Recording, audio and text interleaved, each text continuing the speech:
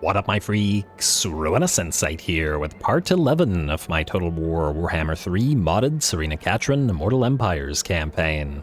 So as we saw last time, the rats are very much on the back foot as we've had an emergency measure effectively where we're using way more armies and way more forces than we can reasonably afford, but it is allowing us to hopefully knock out both Clan Molder and the Ecstatic Legions relatively at once. It's very necessary right now as we are currently at war with a lot of factions and we don't know where they're coming from, but we do know that they're coming for us. Archaon will travel southward towards us. Tzarina Katarin will hopefully move to intercept, but we still have to be concerned with the Legion of Chaos. Of course, Throg will redeclare war on us, the Tallymen will redeclare war on us, and I'm 100% sure that something out of the Southern Darklands, for example, like the Crooked Moon faction, will declare war on us as well. So, while we remain surrounded, we need to push the enemy back. Now, in terms of what we gotta do this time, the first thing we'll be jumping on Fort Straghov from Beledna,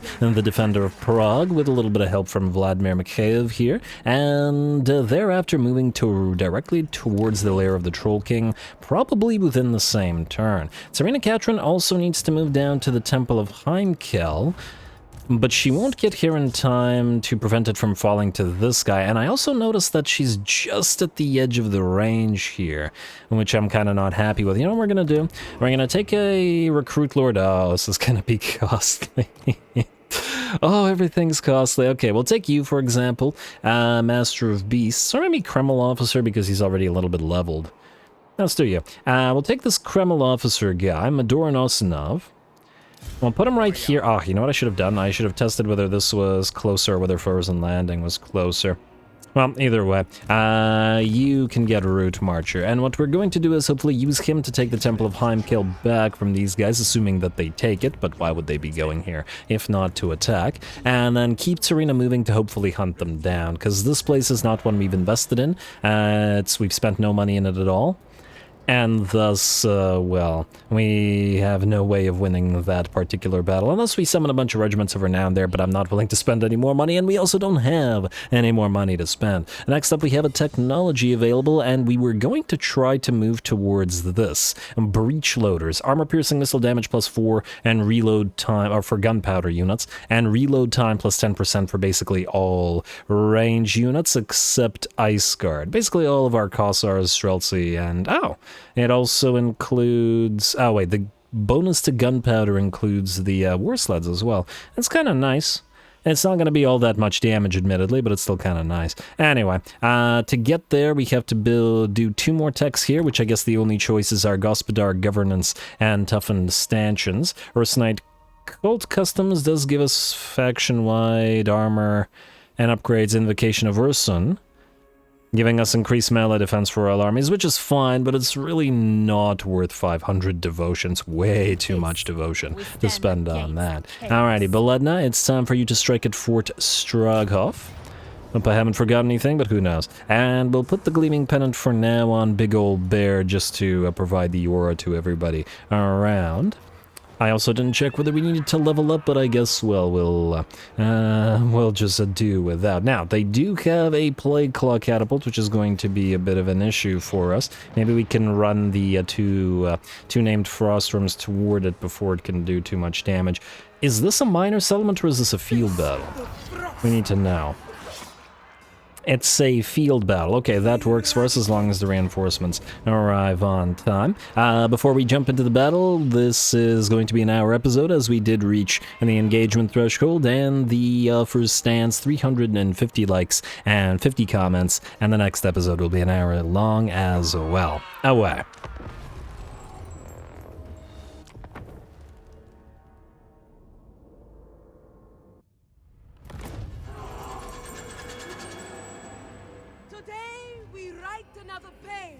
In Kislev's great history!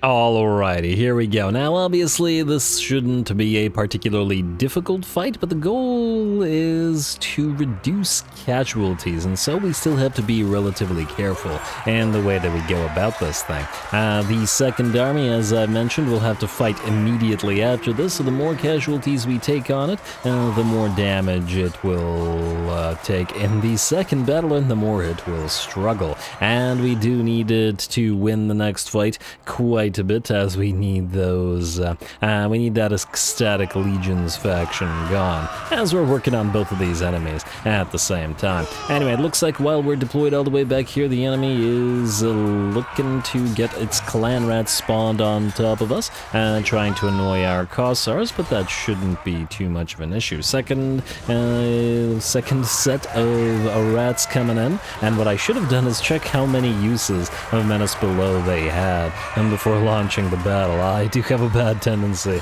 to forget how many army ability uses they have, and just the enemy has in general. I think the max is 6, but I don't know whether they actually have 6 here. Anyway, second set of clan rats are down, and we'll speed it up until the next set pops up, and I do expect there to be a next set. There we go. They are spawning conspicuously far away from our elemental bear and our lord, which, you know, fair enough. That's that's probably something you don't want to come out of the ground near to.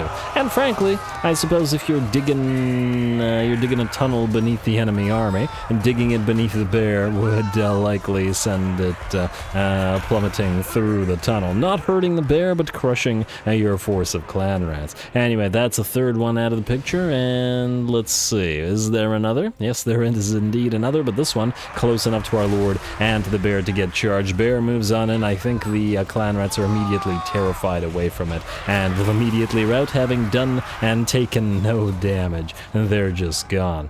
Lovely. Alright, I think that should be the last one, so we're going to back off, and in fact, funnily enough, it looks like the enemy essentially annoyed itself enough to start moving towards us, in the sense that by killing all these clan rats, the enemy army has decided to rush us. This is both a good and a bad thing. It would be better if they had waited a little bit longer, because we wanted to get the second army on the field to knock out that Plague Claw catapult, which is the reason why we didn't send the first army forward in the first place. But that's alright, the second army has both Frostworms and light war sleds, then they both move quite quickly, as well as the little command squad, all of which are going to head immediately to the enemy Plague Claws. We're going to start off with the Frostbite to reduce their reload skill, in the hopes that they can't get too many shots off. And damn, a single volley from the light war sleds breaks one of the Plague Claws, which is lovely, but I suppose it doesn't matter over much, as the enemy is now engaged, and its Plague Claws are crewless and unable to fire. And bears will run them down, and here come the war sleds and the Frostworms to help on out. I'm sure the rats will react to this by sending a few units our way, but we should be more or less fine. In the meantime, the enemy's fastest units, the rat ogres, are hurtling towards our lines of Kislevite warriors, but their anti-large halberds should allow them to hold the enemy back. Get that breath attack going from our elemental bear, as we have a lot of our Kossars start focusing down the enemy poison wind globadiers. Definitely don't want them getting too many of those shots off. This unit is pretty much done, and as soon as it is, we target the death globes, and it looks like while the poison winds were unwilling to move away from the hailstorm, and the death globes very much were willing to run. Alright, just keep those units back, and it looks like a lot of the melee has actually decided to move in around where our Frostworms and our bear units are, but that's just fine, as we can activate the Heart of Winter on top of these units while we sort of ride around in the background, taking pot shots from our Streltsy on top of the war sleds. Oh, and I suppose, now that I think about it, the Streltsy army could use war sleds in it as well, since there are Streltsy and war sleds. That makes sense. Anyway, Heart of Winter keeps on going, and I'll be curious to see how much damage it will have dealt after it's over. There we go. Let's see. Frost Maiden, only 75 kills and 27k damage, though you gotta remember that the Heart of Winter also slows the enemy down as well, pretty significantly in the final level. Yeah, but in terms of sheer killing power, it's going to be very much inferior to something like Blizzard, but it does prevent all of these units from going anywhere. Alright, and the Frostworms are having a lot of fun in the midst of the enemy formation. We are also moved up our piles of regular unarmored Cossars, some of them firing right into this Plague Claw catapult. Pay attention, you know it's there. And it looks like just like that, relatively quickly, the enemy army will run. I mean, I know it says 7 minutes here, but we didn't really get into combat until a fair amount of time had passed. Alright, so we don't need to chase the enemy down because this is a settlement battle, right? Right.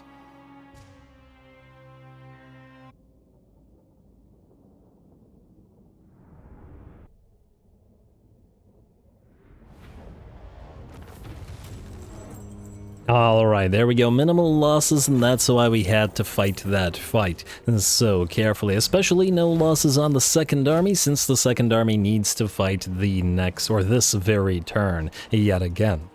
So, we are going to occupy Fort Straghov. Hey, another student. And another Ritual Enforcer as well. Ooh, that actually reminds me, before we attack any of these Slaaneshi forces, and we should probably put the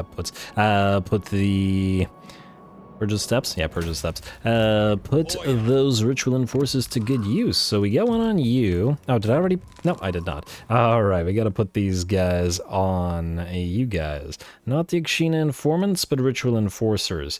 Irina, you are with Tzarina Katarin. This Patriarch also does not have a Ritual Enforcer. We have Beledna the Defender, who could probably, well, we'll deal later. For now, we know that you're attacking Slaaneshi, and we don't want you to lose units. Take one from Felix as well. There we go. With 4 units, that's 60%. I suppose we could also increase this further by... Wait, we should also put some on you. Okay, just 1 second. We should also put some on the other army, but I suppose what we could do is we could transfer them from these guys rather than doing that whole thing again where I get confused. Gleaming Pennant, you should go on, I guess, the main line, such as it is, and the Griffin banner I guess we'll put on Vladimir, because once again he's stacking all those auras, and might as well keep on doing this. Now, the enemy army here is a reinforcing army. Fortunately, the secret chariots will be banished once they lose. We gotta do our best to clean up and destroy the entire army. Either way, away we go again.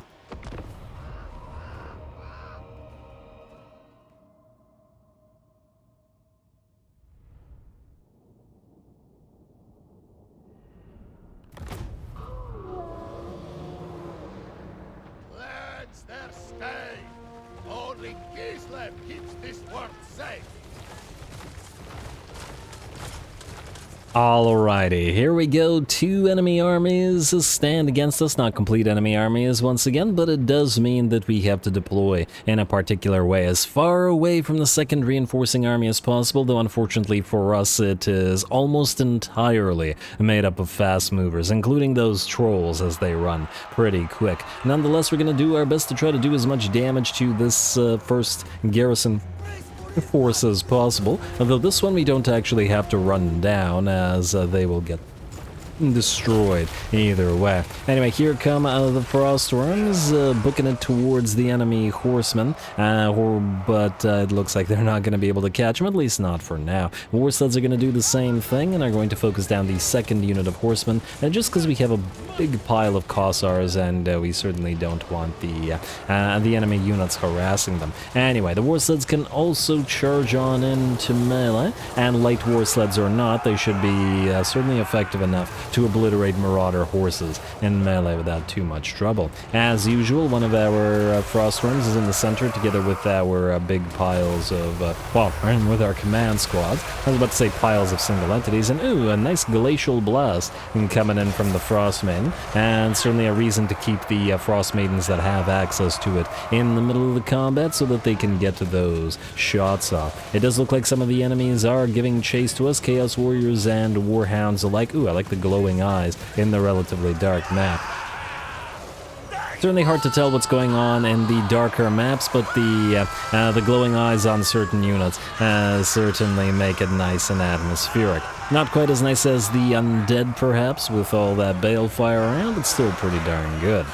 Alright, well, the doggos are stopping along our line of Kossars as we send our Wolfheart's Akshina ambushers back. Granted, the Akshina ambushers have higher melee attack and armor whatnot, but at the same time, they're a much more valuable unit than the Kossars, and if we should have to fight again, we want them in tip-top shape, so they'll back off. And in addition to that, we send one of our Frostworms back to help out with the Chaos Warriors here, as, let's face it, between the armor and the 60 melee defense, the Kossars with spears have no chance of even damaging those guys, so we'll let the Frostworm and do the work while the other one has moved to hold off the main line of enemies, and the war sleds continue annoying anything that is, well, quick enough to get away from the infantry. On top of that, the war sleds have destroyed both units of horsemen now, and are just going to go after other things, though it looks like the reinforcements are here, and damn, those chariots move quick magical damage and bleed on them. Fortunately, they are no threat whatsoever to war sleds, as we've seen before when we faced off against them, but they are very much a threat to our infantry, so it's best we stop them here. More doggos moving into the center line, but that's probably a bad use of those doggos there, as they're not going to be a threat to the Drake of the North here, nor the single entities. Up here, we pretty much destroy the Chaos Warriors now, and they're going to attempt to very slowly book it on out of there. A stagger shot prevents them from moving above 16 speed. That said, it's still going to take an absolutely massive amount of arrows to bring them down, because we have no armor piercing on the regular Kossars, and that's 5 units, wait, 5, 6, 7 units of Kossars and 2 units of Akshina ambushers firing on them. It still takes so long to bring them down. But not to worry, that's what retrofits are for. Anyway, over on this side, it looks like we were able to managed to move our war sleds in time to prevent the enemy chariots from doing anything, just keeping them distracted and pinned in place while the Streltsy and the war sleds gun them down, and pretty effectively, I might add. Certainly we've taken a little bit of the damage on the light war sleds, but I expect more so from the Chaos Warhound than the enemy chariots. Out here, a unit of trolls has moved in, and the second Frostworm now no longer needed to buffer the piles of Kossars there, has moved in to help out. And by the looks of it, the battle is nearly ours at this point. The last of the enemy reinforcements are moving in, a Chaos Sorcerer Lord and a couple of Marauders who very, relatively slowly. Marauders are actually fairly quick at 40 move speeds. Faster than standard infantry, by virtue of their chaos steroids, presumably. Or their harsh lives in the north. And, Marauder Horseman attacking the Drake of the North, who is taking damage at this point, down to about 60% HP, but we do still have Saliak's Lullabies available to us. It looks like these Marauders, at least, are going to attempt to bypass the single entities, and will go towards our line of Kossars instead. They will take plenty of shots, but we'll be able to actually do a little bit of combat. Out here, looks like the last of these Seeker Chariots are melting away. Well done once again to the war sleds, and this was the biggest sort of ace in the hole that the enemy army had, and alas, it got nothing out of them. With the fall of the chariots, or the banishment, and the lord surrounded by all of our single entities, it looks like the enemy army will shatter, and with that, the battle will be ours. Very nice. Now we're going to try to do our best to chase off those units that belong to the second army, though unfortunately, because they once again had a lot of fast movers, we won't be able to catch those. But at least the Lord and the Marauders are fair game.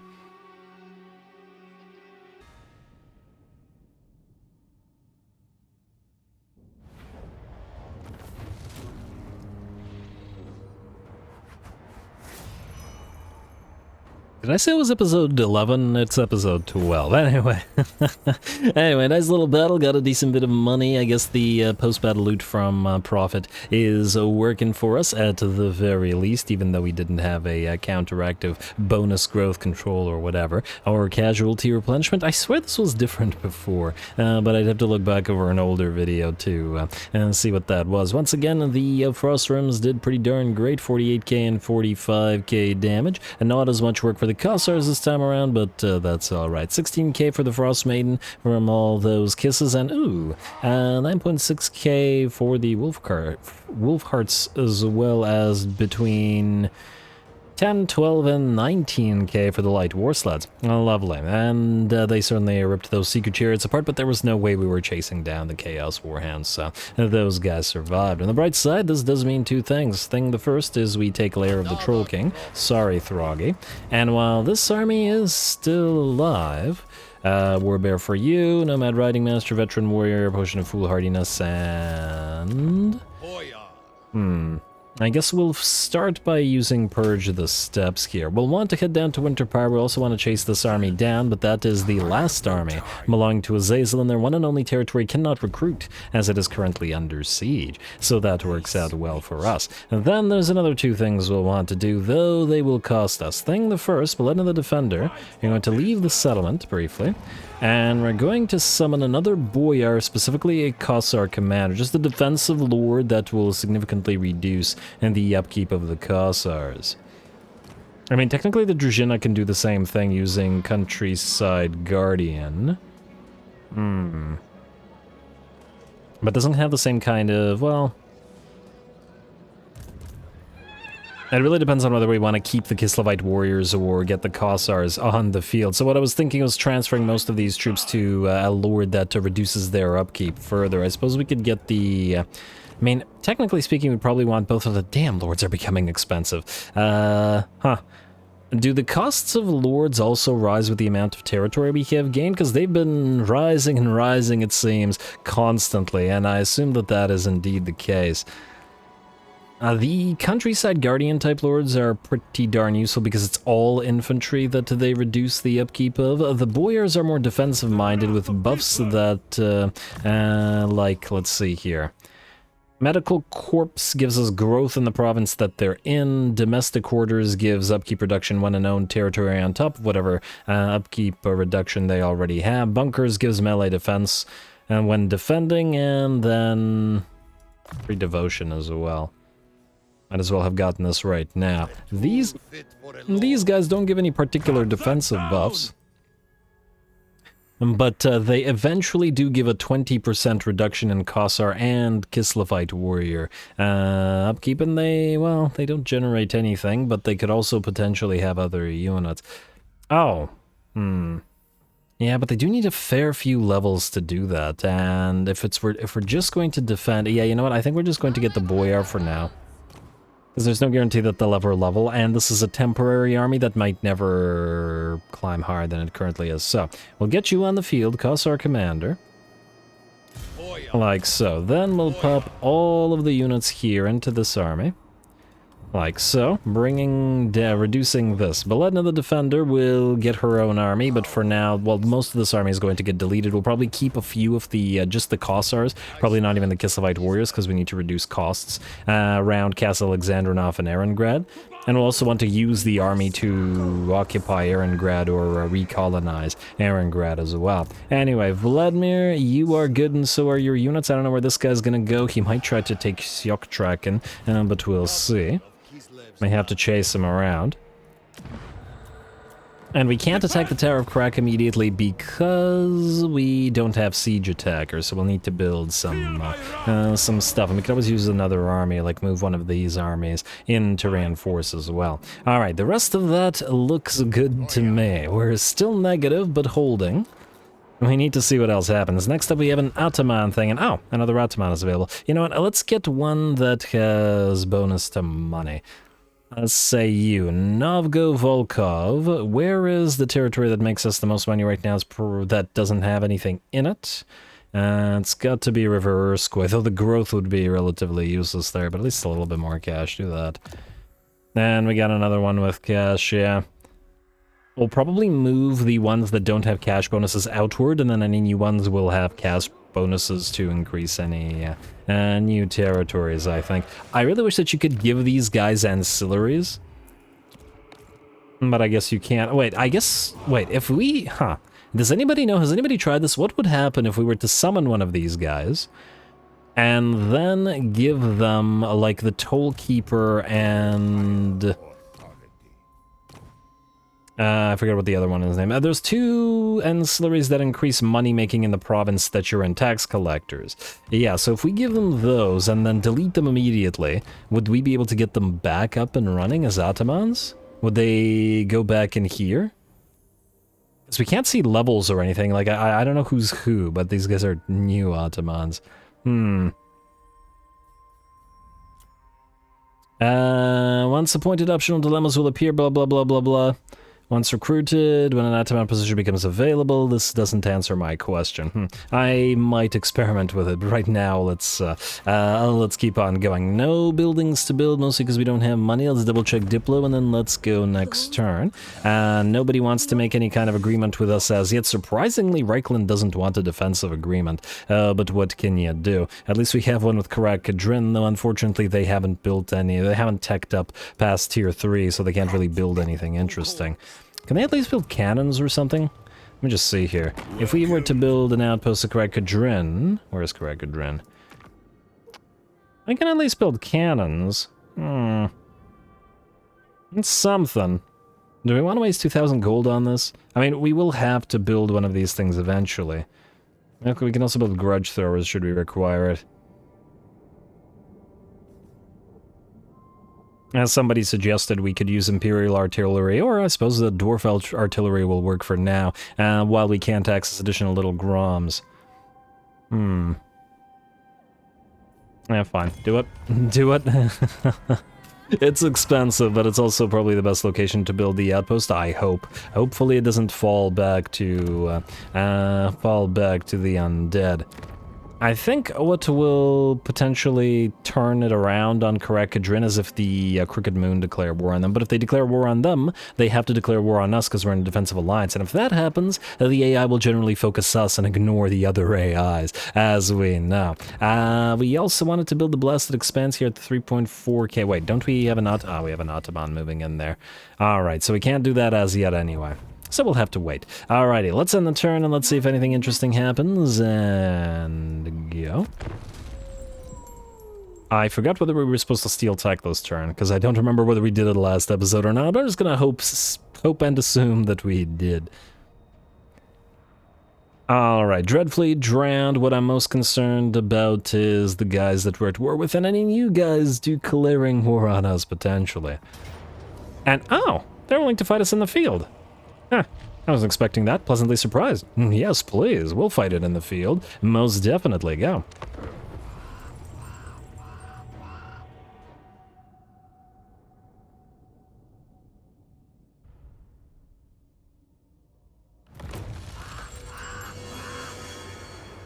When you stand with me, you stand in defense of Mother Kislev. Fight for her!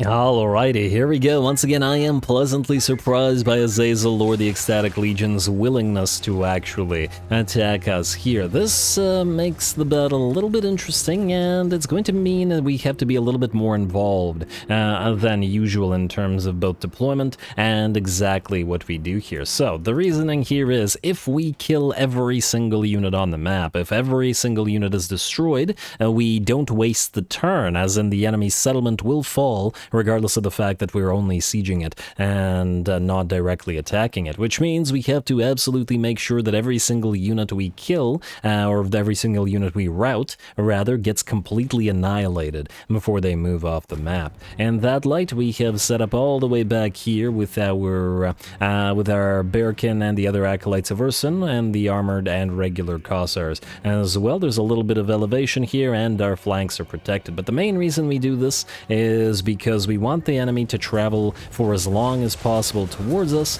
while we annoy them with our horse archers. Granted, the horse archers still don't have a lot of additional damage on them, as they don't have that level up that the Družina gives them, but oh well, they can still do a little bit of work. And yeah, see the problem with having a lot of accuracy on these units. When you're going after a unit like Chaos Warriors, which is 100 or 80 units, and all of your arrows go for one guy. I mean, yeah, screw that guy in particular, but still, damn. All good though, just keep on firing and annoying, and we'll also send in our snow leopards to do a little bit of work. Now, they're unsupported in the sense that we have no patriarch or hag to heal them up, and thus they won't survive attacking the infantry for particularly long. It's also not what we're supposed to be using them for. However, if they can stay here for a little bit, do a little bit of damage, they can peel away a decent part of the enemy army, allowing us to hopefully separate another part of them, and then rip them apart with our range and our acolytes of Ursun, and destroy them completely down to a single model before the rest of the enemy army arrives. It's a plan anyway.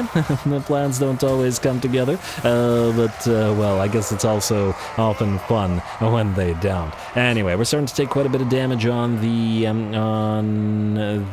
snow leopards. It looks like Mittens is starting to break here down to about 50% HP, and frankly, all of their leadership is falling. There are Chaos Warriors with halberds there, after all, and unfortunately, the Snow Leopards have a relatively low mass and are not actually able to break out. 200 mass, yeah, very low. Not actually able to break out of infantry like this, which is a bit of a shame, but what can you do? You'd think that a unit like this would be reasonably massive. Wait, the Snow Leopard has as much mass as a Chaos Warrior? Interesting. I guess the Chaos Warriors are heavily armored, but at the same time, as I understand it, cats are pretty dense in terms of their musculature. So it's a big cat. Also, perhaps they should get a little bit more mass because, I mean, would a cat really have any trouble just jumping over all this, especially a cat of this size? I feel like it wouldn't, but what do I know? Anyway, looks like a few of the enemy marauders have made their way in. Gonna take a few shots from our horse archers combined with the pistols of the great weapon Cossars and the arrows of the regular Cossars as well. If you guys could fire, that would be swell, though the terrain probably isn't doing them any favors. Anyway, we're not gonna let the marauders close the distance with the range units, and we'll instead send our bearkin / our acolytes of Ursun to directly fight some enemy Forsaken. Pretty decent matchup here, I think. The enemy has armor where we do not, but we have higher damage than the Forsaken. Either way, it's two glass cannon units facing off against each other. See how that goes for them. It does look like the Acolytes are certainly doing the damage though, and let's see. So the Forsaken just have Frenzy, but we have both Frenzy and Berserk as well. So the longer these guys spend in combat, the more damage they deal, and the less damage they take as well. So not too bad. And fortunately, there is damage to be dealt aplenty, as while these guys are pretty much destroyed, the Snow Leopards have kept, I'd say, about 80% of the enemy army and distracted, which does make sense considering it's a fairly big pile of Snow Leopards that was down here. Over on this side, we've also been leading one unit of Forsaken around the entire map with these Kossovite archers. They've stripped about 30% of the HP off these Forsaken and killed 9 models. Admittedly, it's really not that much, considering that the Kossovite archers dealt only 6.6k damage and used up all of their ammunition. But nonetheless, I like to use every single unit available to a faction because it's fun, and I like armies to have as much variety as physically possible. Plus, we've certainly not built out the archers to the maximum of their potential, which is liable to change. Anyway, Marauders and Forsaken are just about to be destroyed. I'm going to speed it up a little bit while we run them down and then prepare to meet the rest of the enemy in combat. Alright, send the Cossars to, or the unarmored Cossars, to do a little bit of arrow damage to whatever However, enemy units don't have shields, in this particular case, the Chaos Warriors. And with great axes, well, we get ready to move our Acolytes of Ursun in. Now, these guys are going to get a little bit of help from the Snow Leopards as well, Dave and Snowball and Snuggles. They're there to apply Maim to the enemy, and they'll also be instrumental in chasing the enemy down as well, because Maim slows them down in addition to dealing additional damage. But yeah, they can just sort of sit in here, use the Acolytes as shields, and together with the Družina, and just start knocking out individual units while the Acolytes continue to fight. And there we go, it looks like the enemy is most definitely falling for our plan, most of the enemy army blobbing up around these units, while a few continue to fight this unit of isolated Acolytes, specifically the Bearkin. We'll see how well they do here, and they do have the help of all the other Snow Leopards. And of course, once these units have routed, we'll simply chase them down with maybe one Snow Leopard to slow them down, as well as the Horse Archers, which are almost all out of ammunition to this point. But they can function as doggos to chase enemies down fairly decently, so, and we still have that. Anyway, it looks like the Acolytes are holding, having taken about 40% of their HP damage, but both the Chaos Warriors with great weapons and halberds are in pretty bad shape here. Same thing going on out here, that we peeled away our Družina to allow him to take a few pot shots at the enemy in the middle of their formation, rather than fighting in the center, as he was starting to take damage to the armor piercing of his foes. What the heck was that? Yeah, aimed, and I'm not telling him what to fire at, he's just sitting here and fires at whatever. But range lords do have a tendency to be lackluster, so that's hardly surprising. 13 kills to his name and 2.3k damage, but he's not leading the army because we want him to deal damage or to fight, like we would want a Boyar. He's here because he buffs certain specific units, the Akshina Ambushers and the Horse Archers. Ooh, nice shot to that guy. Did he only kill one guy with his arrow? Seems like a waste on a lord. But all good. Anyway, a couple of episodes ago when we just got the debut battle of the Acolytes of Ursun, and they didn't get too much time to play around, but this time is certainly different as they have plenty of action to take. And the intensity on their buff is probably up now. Let's see what we're at here. Up to 100%, so that's another 20% physical resistance, so these guys are up to 40% resist, which is pretty darn solid, and is working for them. Marauder Spears and Forsaken are getting ready to book it on out of there. The Chaos Warriors on this side have melted away, and we're going to chase them down and make sure they die, while another unit, the Step Distractions, have served their purpose to distract the enemy, and are just waiting for an enemy to break, so that they run at them. Our Kossars with arrows are still arrowing away, specifically, as you can see by the corpses, targeting the enemy Forsaken, as they're the easiest to kill out of the Chaos Warriors. And are also probably not super aware of what exactly is happening to them. Alright, and away they go. They always run fairly amusingly, but not quite as amusingly as Sigvald. Anyway, looks like the balance of power is at about 90% in our favor. One of our Acolytes of Ursun has nearly broken down to maybe the dregs of their HP, 20% or so. Actually 25, man, not that bad.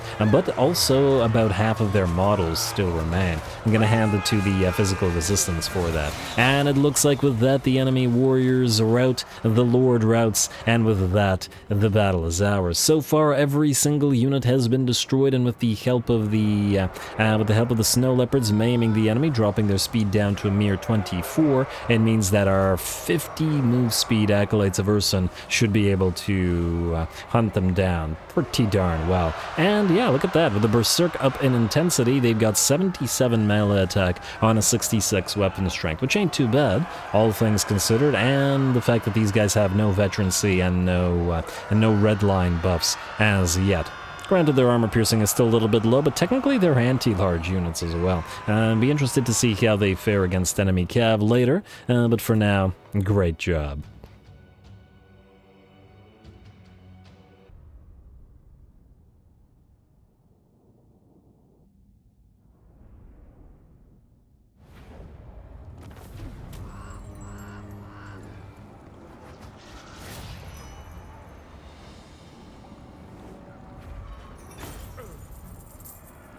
Alright, it looks like we did manage to achieve our goal. Took quite a bit of damage on the various snow leopards there, but well, A, this isn't their army, and B, they serve their purpose, both distracting the enemies and dishing out decent amounts of damage. Lots of damage on the various calcified archers due to mostly chasing the enemy down, but most damage on one of the units of Acolytes of Ursa, and the Acolytes did hold back the tide of Chaos Warriors admirably, though they did take damage in the process. More importantly, since we achieved our goal, this should mean that Azazel's faction has no territory remaining. We get the Tower of Khrakk for ourselves, and their faction should destroy themselves. Spread Plague, hero action success. Oh, well, that's just great. One less parting plague from Thurata, I guess. Anyway, this guy will attack the Temple of Heimkel as we expected, and we're going to auto-resolve this because there's no winning it at a tier 1. Settlement Infected Navkazi, attacks Collector for some guy, but you're not gonna hold that. And Warhorse for some guy, or one of the, I wanted to say Paladins, one of the Patriarchs. Settlement Lost, Temple of Heimkel, we reclaim you. Mother of Stankia, we need to get you on the field immediately because you have global stuff. Ready for duty, that's just the Atamans moving around. Confusingly calling it ready for duty, but that's fine. Alright, Baradon, you now need to die. My right. Baradon dies by bear. Makes sense to me. Auto-resolve. This better not hurt our Frostworms too. Oh, wow, okay. It hurt our sleds. Auto-resolve. Always hurting something. We'll take the money. Aren't those captives? Alright, Power Stone, enemy killed in battle. Now, Ecstatic Legion's destroyed, so that's one enemy down. Next up, Throg. You have 4 turns to yourself until we can declare war on you. Fortunately, if we take Mr. Vladimir Mikheyev, march dance him all the way over here, he'll heal to full, or more or less to full. And then over the turn after that, we'll be able to raid in Winterpire as we head towards him in preparation for destroying Throg for good. And oh, the reason he won't heal to full is that was the end of the Invocation of Salyak, and we still need 19 more points to do that. Hopefully we can acquire it next turn, or this turn rather. Next, we need to retake the Temple of Heimkel, so... Tzarina Katarin, you're more or less at full HP. We're going to get you as close to the place as possible, right here. And we're going to put this guy right beside you, so that you can take the place and Tzarina Katarin can chase him down. That's the plan anyway. Is it Archie? No, it's merely Golgast the Cleaver. We could reach him here. Nah, it's too dangerous, isn't it? Now, you know what? Oh, either way, we need Uragni's help to knock out Tribeslaughter, which should be the last territory, unless they gained a territory. They did not. Of Thurot. Gotta knock these factions out. So, Victor Zemvin, you will besiege Tribeslaughter from here.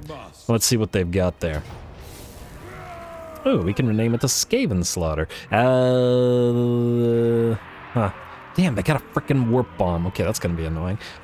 Plague catapults, couple of rat ogres. I think that means they have yeah, they have defenses. That's where the warp bomb comes from, and the additional rat ogres. Anyway, Uragni. We'll have to abandon Pillar of Skulls because this is critical. We weren't going to be able to hold this anyway, so now we're just going to move you down here instead. Alrighty, like so. Ow. Archaon is here. Okay, well, Tzarina Katarin is coming. Oh, I'm glad I didn't move Uragni up here. I mean, we would have been able to retreat, but still. Alright, Tzarina Katarin, good. Next up, who is Radi Pojarsky? He's another Patriarch. Oh, you're supposed to join Uragni as his second Patriarch, because Uragni has to have 2 Patriarchs. Mikhaila Fedekova. Keep wasting our money. Hopefully, don't die. Success! Man, she's been... Beledna, whatever the opposite of failure is. I personally wouldn't know. Alright, now, we need to move to Aaron grad and do a few things. Well, we'll figure out where to move you guys shortly. Oh, I forgot to move you. Let's move you right beside Tzarina Katarin. There's no way that they have Lightning Strike. Absolutely no way. We also have to watch out for Hivald Banehauser and moving down here. How are our diplomacies looking? Still, nobody wants non-aggression, nobody wants peace, nobody wants anything with us. We're very high reliability now. Is very high the highest that players' reliability can go? Because it still seems weird that nobody wants to do anything to do with us. Considering we're the strength rank #1, and for example, the Empire, we have 157 relationship, and it's climbing. And we have a non-aggression military, a bunch of stuff, they still don't want any kind of reliance. I think the AI could get to steadfast, or could it just... Or was that back in the day of Total Warhammer 1 or 2? I don't know about the player. Well, either way. I'm not sure Steadfast exists anymore. Okay, you guys are going to attack in a second, then we'll need to do a little bit of work here. You're actually going to save your points, or we'll continue saving your points. Towards Battle Hymn, let's get the cooldown reduction on you, and level everybody up. Well, actually, oh, you've hit level 5. Ooh, hello. Armor when fighting warriors of Chaos, Norscan, Chaos Dwarfs. Yes. Skaven Slayer gives us ambush defense chance and slippery for you. Movement range, Woodsman, Work Slayer when fighting greenskins. I'm just generally seeing what kind of buffs these things have on offer. See, for example, Zombie Slayer has physical resistance, just generally speaking. And that's pretty solid. I'm going to say Beast Slayer next, even though, funnily enough, we're going to be slaying Skaven right now, but it's not like we're going to get ambushed. And Beast Slayer. Gotta get all the Slayers anyway. What about you, sir? You have Grandmaster and you don't need Grandmaster or Laboratory. We will probably want to start saving all the points for these things, but let's get your heart to hit at least, and then we'll figure that out after. And on the Patriarch, we'll get Daja's Song of Winter's Sunlight. Alright, they're nice and leveled, and though we probably have other armies to move around and figure out and whatnot, I really want to knock these rats out for good, just like we did Azazel, so away we go again.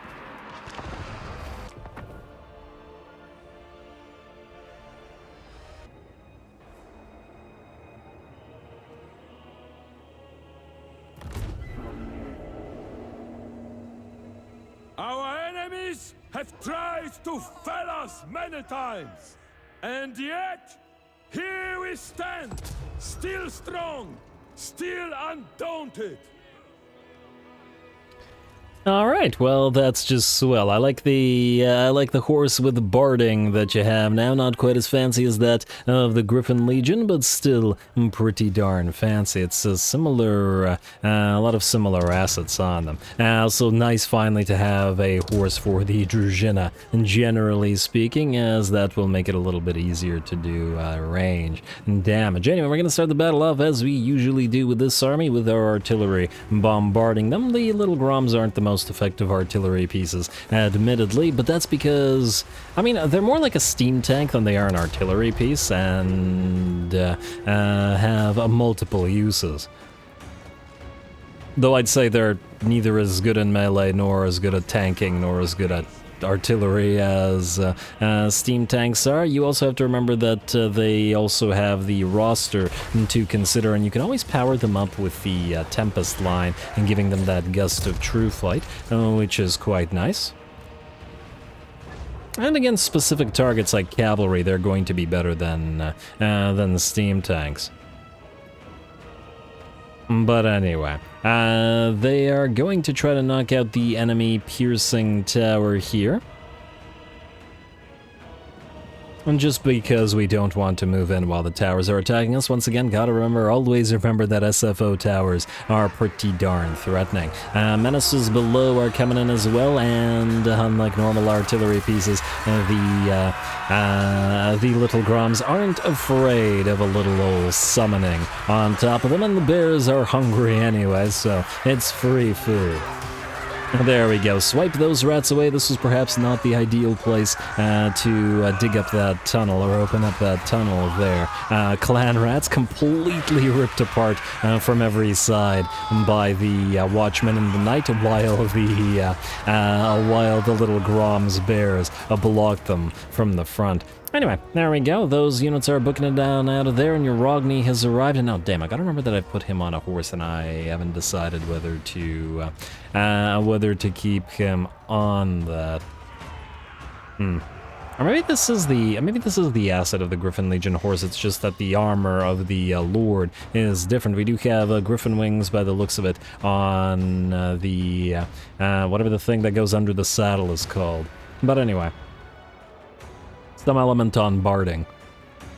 Of barding. Let's speed this up a little bit now. We are taking pot shots at the enemy and will continue to do so. I was hoping that the enemy artillery piece would show up, but hasn't yet done so, as it's all the way back here, and because of the enemy buildings and such, we don't have vision of it. And that's alright though, as we move the command squad in. Yarogny finally able to bonk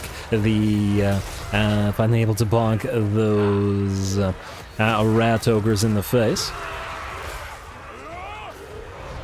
And together with Gotrek, Felix, and the Patriarch, they should have no problem getting rid of the Rat Ogres and then going after the Clan Rats in here as well. Oh wow, looked like he jumped over the Rat Ogre for a second there. Anyway, into the fray, though it looks like our Patriarch has taken a little bit of damage. This damage was not primarily from the rats, but actually glancing shots from our little Groms. Really gotta be careful with that. Whereas the enemy, the AI Lords, will dodge shots from your little Groms, and fairly easily at that, because they only have a single projectile, unlike the, for example, cannons, which are a little bit more likely to hit.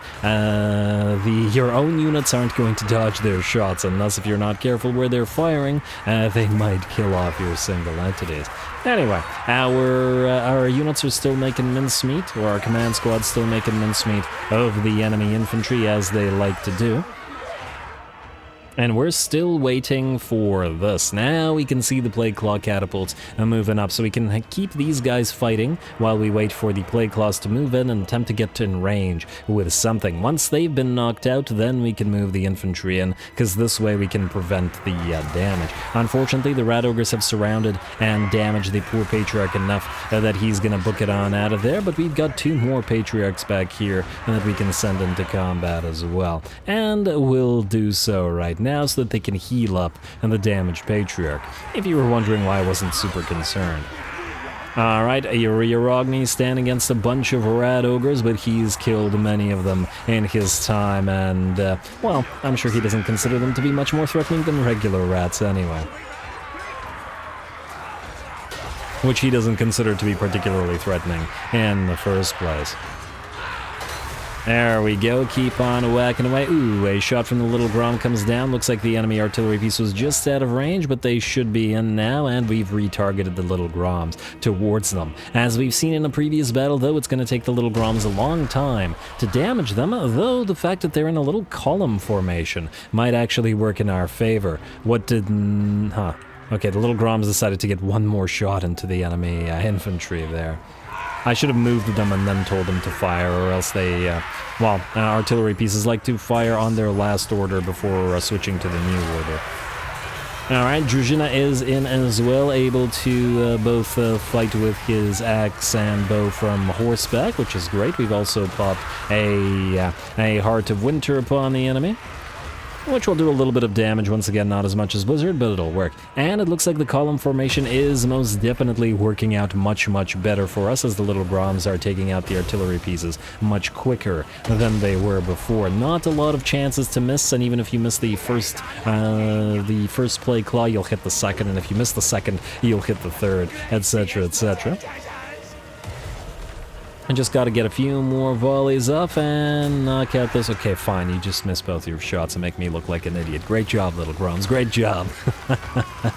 Oh, but what can you do? And no worries, it looks like the rats below have been nearly cleared out. A couple more Rat Ogres holding out, but probably not for long. And in fact, it looks like the shattered as well. Now to chase down whatever rats are still here.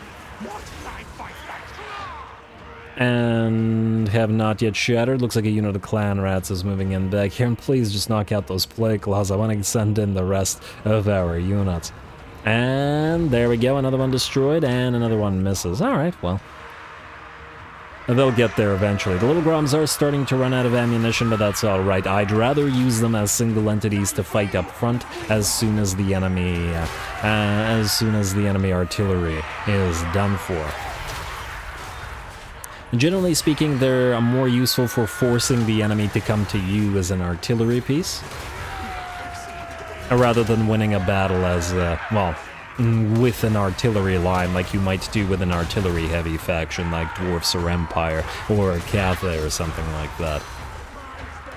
Although we will be borrowing their units as best we can if we get any alliances with them, because damn, they are not wanting to ally with us. Anyway, Command Squad, once again, doing a fantastic job. This whole Command Squad thing that we've been doing in this particular campaign is really giving me strong Vermintide vibes.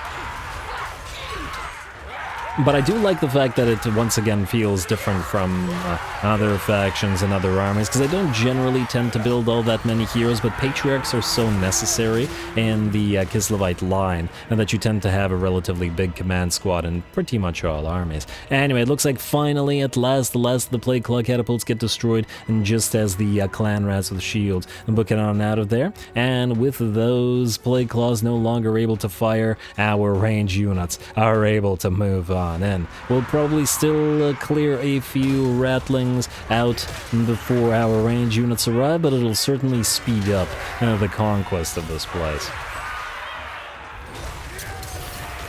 While this is very effective in the sense that the enemy infantry have a very difficult time dealing with the single entities, at least these weaker versions. I mean, obviously if it was piles of halberd-wielding storm vermin, they would be having a lot easier of a time, but clan rats prove no issue.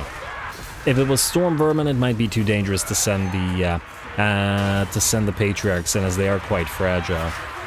But anyway, as I was saying, while this is very effective, it is also relatively slow killing the enemies that way, which is why we still want the help of all of our range units and our watchmen in the night who make mincemeat of the enemy infantry so quickly. Fortunately, the little Groms have arrived to add a few bears to the action.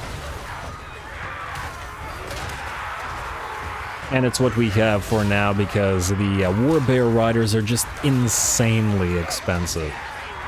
I mean, a lot of the Kislev roster is really, really expensive. And as I've said in the comments, you can certainly speed up Kislev conquest and stuff if you're willing to just basically use Kossars, because you can use, like, non-armored Kossars. You can just use armies with piles of non-armored Kossars to win the entire game. You could do that, and it would certainly allow you to spread out a lot more and a lot faster. But not using a lot of other units would make for a really, really boring campaign to play and to watch both. So you gotta balance those things rather than playing for pure efficiency, but to play for fun as well. Plus, this has been a very, very fun campaign. I was expecting it to be, because I very much enjoyed Boris Ursus's campaign, but, well, this has been very, very fun. Alright, and it looks like some Plague Monks are moving in to fight the command squad now, but now they're getting cleared out very, very quickly as the arrows from our Kossars rip them apart and they just lose HP. Just tons and tons of it. We could probably also move in our melee infantry, though our range units are now killing the rats so fast that it probably isn't even needed. And between the little Groms and what we have, once again, like a dozen units here. It's quite a lot, even if it doesn't look like a big old pile because of the small single entities. I guess it'll look a little bit bigger once everybody here has warbear mounts rather than horse mounts, and it'll probably increase the kill rate as well, as the warbears will have bigger splash damage. Alright, Uragni killing off a few more of the enemy rats, and once again, just like every other battle, post-battle will compare how many kills Uragni got versus, and how much damage he dealt versus Godtrek.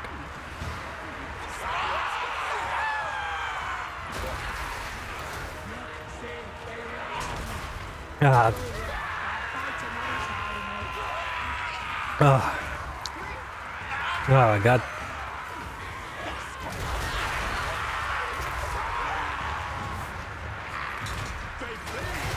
Oh, sorry, choked on air and then promptly started having a coughing fit there. And then just repeatedly muted myself so I didn't cough into the mic. Ugh, and now if I sound weird because my voice is all raspy from all the coughing, but what can you do?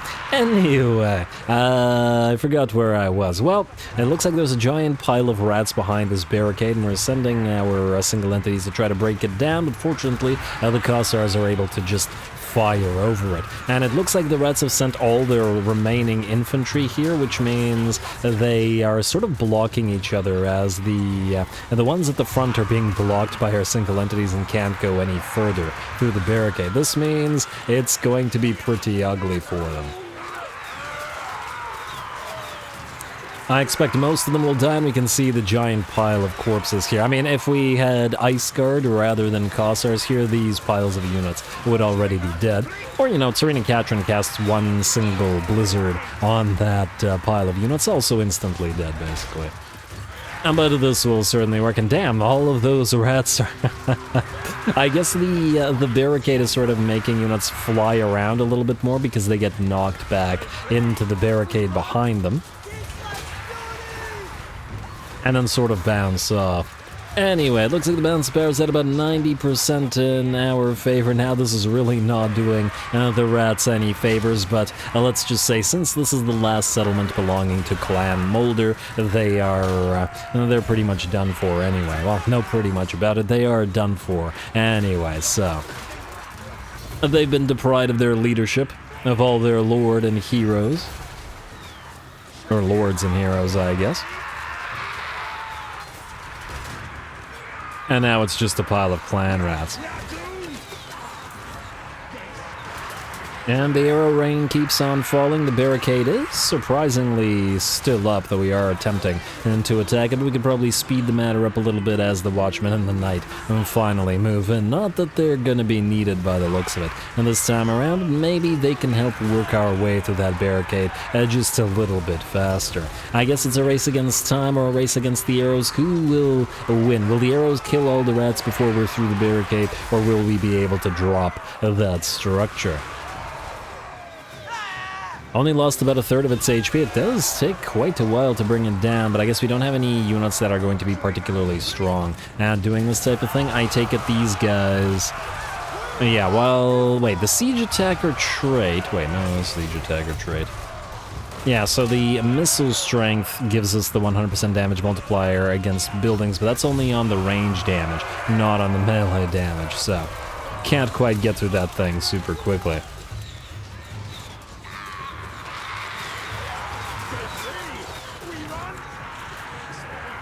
Alright, ratties, you best be running now, and... Okay, nearly down to half HP on that barricade. Battle is nearly ours. There's a thing you can do to speed up structure destruction where you essentially move the units away and then back in, and then away and then back in. But it's kind of a hassle. And I'm not sure if it counted as an exploit or not. Or whether it's supposed to be like that because units are taking advantage of their charge, but I take it you need actual distance to get the charge. On the other hand, it might be that that works because units have a tendency to get in each other's way, so when they blob up around the barricade, what happens is they prevent each other from attacking, and when you back them off and then attack again, it does allow at least the first line of units to hit the barricade. Either way, the balance of power is at about 95% in our favor now. Basically, one unit of healthy clan rats remains in the enemy's settlement, and I guess there's a slinger unit all the way back here. Oh, it looks like the enemy kept a few slingers back. Plus the Plague Claw crew, I guess, but they, well, they were never going to achieve anything, because they're only the crew. The arrow just bounces off the barricade rather than sticking into it. Considering the barricade seems to be primarily a dirt mound with a bunch of debris, you'd think that the arrows would get stuck in it more. Alright, well, at the very least, our arrow Kossars have worked up quite a tally of kills in this particular battle, much more than I was expecting. Have nearly run out of arrows, and doing so, this guy's got 123 kills and 15k damage. Very nice. Yeah, horrible positioning by the rats in terms of the AI there, but frankly, even if they didn't do this, it's not like it would have helped them. They would have just kept us back a little bit longer while we worked through them unit by unit. But in terms of damage, we have 3 Patriarchs now working here, and ooh, even getting a little bit of gun work from our armored Cossars with pistols behind the enemy unit, now that the barricade is down and no longer able to stop fire. So now we have various types of combined fire. Our single entities and our Watchmen in the night stream forth through where the barricade once was, and with the breaking of this particular clan rat unit, the battle should be ours. Damn, that one took a while, though. Probably going to make this a somewhat longer episode. I guess it's going to be a fairly long episode in the first place because, well, 4 battles and a lot of editing for me, but in the name of fun.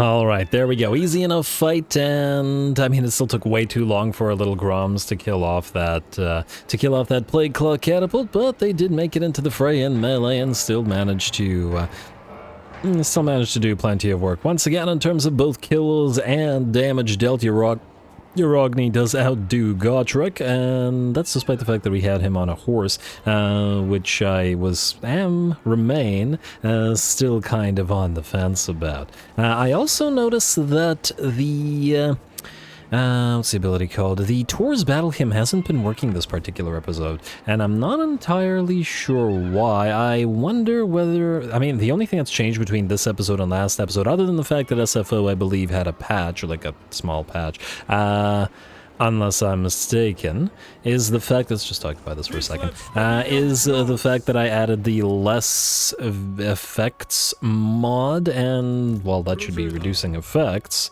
I'm not sure that that should be doing anything to the battle hymn. Maybe I'll disable it for next episode and see if that brings it back, because what's been happening so far, as I've noticed, at least this episode, is Tor's battle hymn is affecting allies, giving us the melee attack plus 25, but it stopped affecting the enemies, not doing the minus 25 melee attack. And I don't imagine that it was a nerf, because if it was a nerf, it wouldn't still say enemy attack minus 25. But it does say affects allies in range, doesn't say anything about enemies. I have no idea. I wonder. This doesn't seem to change it in any way. I wonder if it was always like that or not. Well, either way, that was the last territory. Okay, you're gonna have to suffer attrition. Nothing to do about that. In fact, move away this way. I'm going to assume that these guys can't reach us here. We'll need Tzarina Katarin to deal with these stacks, obviously, because Archie himself is going to be a problem to bring down, even if everybody else is probably doable. Chaos Knights, well, Swords of Chaos, those would be quite the problem here as well. Nonetheless, we'll have to react to them if we, well, need to. Now, yes, that was the last territory of Clan Molder. Azazel's faction has been destroyed. We just need to make sure that these guys fall. Hopefully, they attempt to take care of Vlag, which they cannot do, and die, rather than retaking Fort Dwarslav, which will necessitate that we move down here. We also have to remember that Grimgor is at war with us, and, well, and speaking of, we need to get the walls up and running here, and hey, our money is very, very slightly positive now, which is lovely. So, what we need to do is this. First of all, you're not transferring any troops, so we're going to march stance you down, I guess, to here. Well, I guess you can stay in our own territory, like so. And you know what? I assume you'll be able to reach Irongrad from Zoishank in one go. I think so. So we'll go there. Then probably don't need this building here at Fort Straghov. We will, for a few turns, delete the Frozen Heart of Winter and Boydanov's Brawlers. Yeah, they're great, they're useful, and we just can't afford them right now, folks. 169 per turn means we'll basically get no bonus income for way, way too long. We just can't have that, so we'll bring them back. Well, you know what, let's just do the Frozen Heart of Winter for now. Actually, no, let's do both. Like so. That's a significant jump, and we'll get them back up when we build an army for them. Now, what we need to do... Oh, we could use Belitna the Defender to recruit a couple of the Kossovite archers, but I suppose we could do the same thing here. You are moving down to Winter Pyre. What you need to do is trade the Wolf Hearts for these 2 Kossars with spears, and we'll still need to send some units down there. I'm kind of hesitant to send the entire army down there, however. We do have another lord, don't we? Wait. Boyar, we do have this Master of Beasts, which could take these guys, but for now this guy is sort of functioning as an army, if not quite the way that we need to. And what do you have again? Countryside Guardian. Yeah, you're supposed to use the Akshina and stuff like that.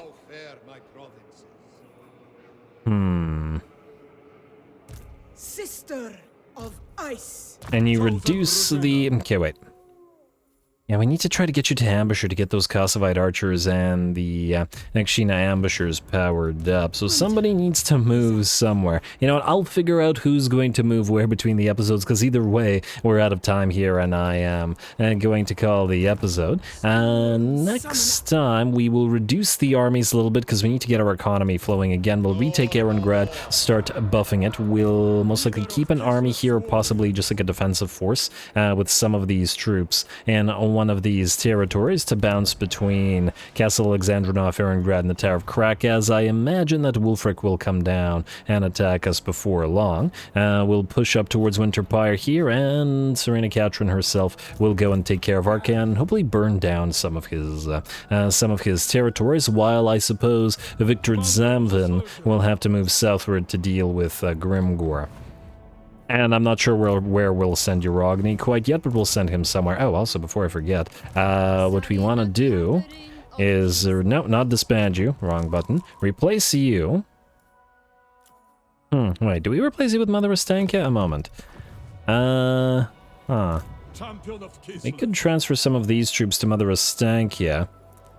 You know, and I'll figure that out as well as to what army to put where. Because, yeah, this guy's currently holding troops for 3 different armies. For the Beast Army, for the Akshina Army, 4 armies. This is for Uragni, this is for the Kossar Army, and these Kossars are for Vladimir's army. It was just, we needed to use those troops as an army, but now we need to transfer them, so that'll take some units. Anyway, more Ice Court to come, so stay tuned for the beginning of the war against Archie. Don't forget to leave those likes and comments below, especially to Threshold. All glory to the algorithm. Damn those dangerous winds. And thanks for watching.